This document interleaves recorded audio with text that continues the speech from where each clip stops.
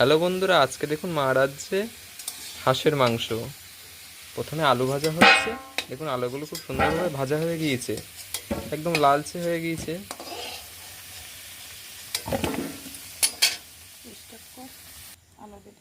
বন্ধুরা দেখুন মা এখন লঙ্কা দিচ্ছে।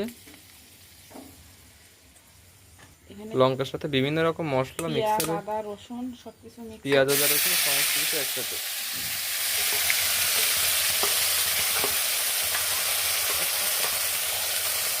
মিক্সার করা লঙ্কার গুঁড়ো। দেখুন লঙ্কার গুঁড়ো মিক্সার করে এবার আমরা দেবো। এবার দেখুন লঙ্কার গুঁড়ো দেওয়া হচ্ছে, এর সাথে রসুনও ছিল। অ্যাড করা হচ্ছে। এবার কিছুক্ষণ কড়াইতে রাখার পর মাংস দেওয়া হবে। দেখুন মশলাটা কষানো হয়ে গেছে, এবার হাঁসের মাংস দেওয়া হবে। হাঁসের মাংসের কী স্বাদ আপনারা তো জানেনই।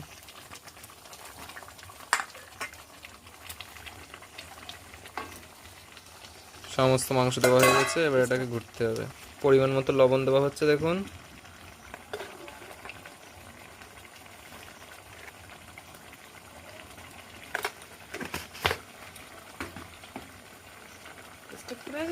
পরিমাণ মতো হলুদ, ধনের গুঁড়ো দেওয়া হচ্ছে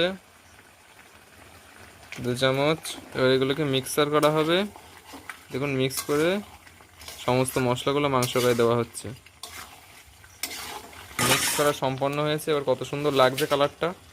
আজকে জামাই ষষ্ঠীতে আপনারা কি খেয়েছেন কমেন্টে জানাবেন। এখন মাংসের দিকে দেখুন অনেকটা হয়ে গিয়েছে কষাই করা।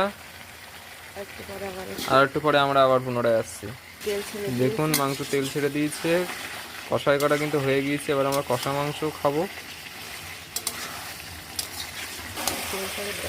দেখুন কতটা তেল ছেড়েছে, এক ফোঁটাও তেল দেওয়া হয়নি। হাঁসের মাংসে প্রচুর পরিমাণে এমনি তেল হয়, আপনারা তো জানেনই। হাঁস আমাদের এখানে অনেক জনপ্রিয় না হলেও কারা কারা হাঁসের মাংস খেয়েছেন কমেন্টে জানাবেন অবশ্যই। তেল ভালোভাবে না ছড়া পর্যন্ত কষাতে হবে। দেখুন হাঁসের মাংস কত সুন্দর কষছে।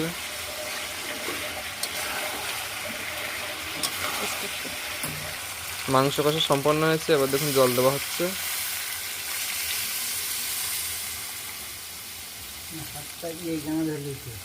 এখানে দেখুন সম্পূর্ণ জল দেওয়া হয়ে গেছে।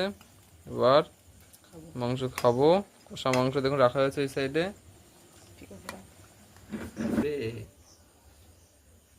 বাবা ক্যামেরার দিকে টাকা হাঁসের মাংস খাচ্ছি।